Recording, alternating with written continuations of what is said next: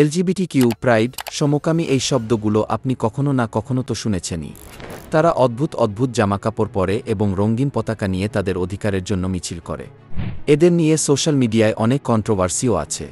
অনেক মানুষ তাদেরকে সাপোর্ট করে, আবার অনেকে এদেরকে দেখতে পারে না। কিন্তু তারা আসলে কি?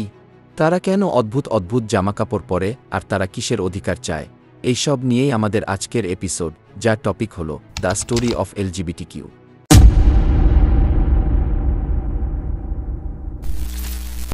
এলজিবিটিকিউ এই শব্দটি কয়েকটি শব্দের সংক্ষিপ্ত রূপ। শব্দগুলো হল লেসবিয়ান, গেই, বাইসেক্সুয়াল, ট্রান্সজেন্ডার এবং কুইয়ার।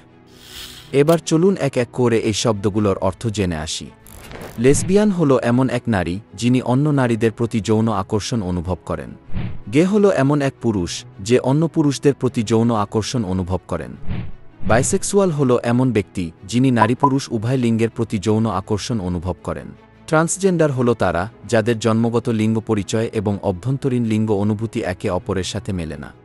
যেমন একজন ব্যক্তি জন্মগতভাবে পুরুষ হলেও নিজেকে নারী হিসেবে অনুভব করে এবং তার চালচলনও নারীদের মতো।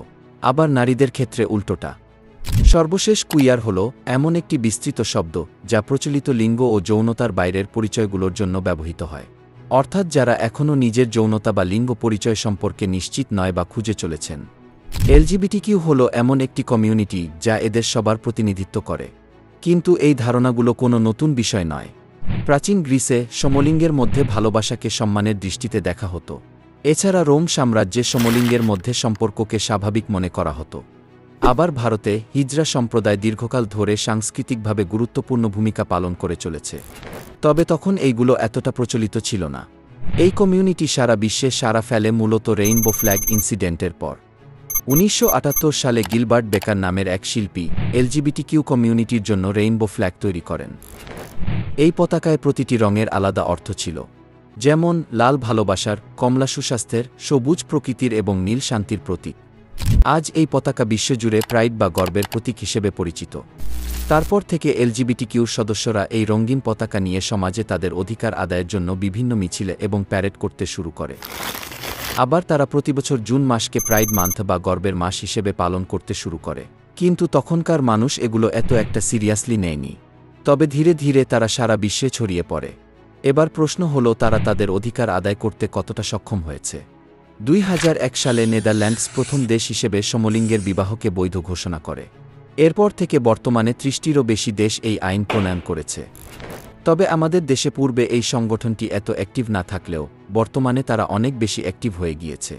এক সার্ভের রিপোর্ট অনুযায়ী বর্তমান বিশ্বের মোট জনসংখ্যার প্রায় 8% মানুষ এলজিবিটিকিউর কোনো না কোনো লিঙ্গের অন্তর্ভুক্ত।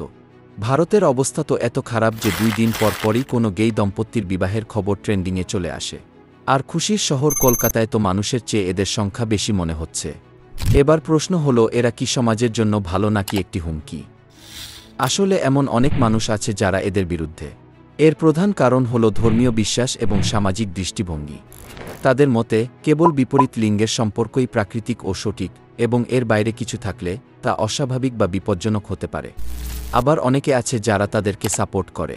তাদের মতে এই পৃথিবীতে সবার নিজের মতো বাঁচার অধিকার এবং স্বাধীনতা আছে। কেউ যদি নিজের মতো বাঁচতে চায় তাহলে তাকে আমরা জোর করতে পারি না। কিন্তু এই ব্যাপারে আপনার মতামত কি? আশা করি আপনারা আমাদের আজকের ভিডিওটি এনজয় করেছেন। আমরা সবসময় চাই যাতে আপনাকে নতুন কিছু জানাতে পারি। এইরকম আরও ভিডিওর জন্য আমাদের চ্যানেলটিকে সাবস্ক্রাইব করুন এবং পাশে থাকা বেল আইকনটি অলে সেট করে দিন।